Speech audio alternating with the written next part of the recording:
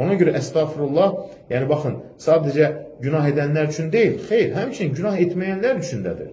Yəni, nicat tapmaq istəyən, həmçinin bir insan ki, öz acizliyini etiraf etməsidir, Allaha sığınmasıdır.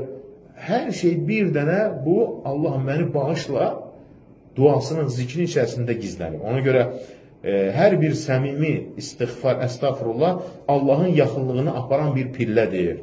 Əstağfurullahdan yapışan insanlar nicat yolunu taparlar. Hətta həyatın ən çətin və fırtınalı anlarında belə. Ona görə qəlb rahatlığı istəyirsən, ilahi qorunma istəyirsən, ümidinin yenilənməsini istəyirsən, o zaman nədir? Əstağfurullah. Bu ayəni həyatında necə tətbiq edəcəksən, hər gün özünlə baş-başa qal, yəni gecənin bir hissəsində və ya yol gedərkən, evində oturmuşsan, əstağfurullah, bu zikri üçün bir vaxt ayır, xüsusilə sübhə yaxın, yəni sübh namazından əvvəl 5 dəqiqə, 10 dəqiqə, 15 dəqiqə Allah da Quran-ı Kərimdə buyurur ki, وَالْمُسْتَغْفِرِينَ بِالْأَسْحَارِ sübh çağında Allahdan bağışlama diləyənlər.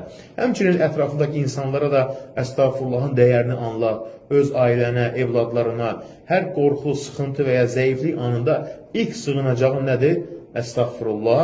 Yəni bu deməli Allah da insana qapılar açar. Həmçinin yəni gündə 5 dəqiqə də olsa əstağfurullaha vaxt ayır.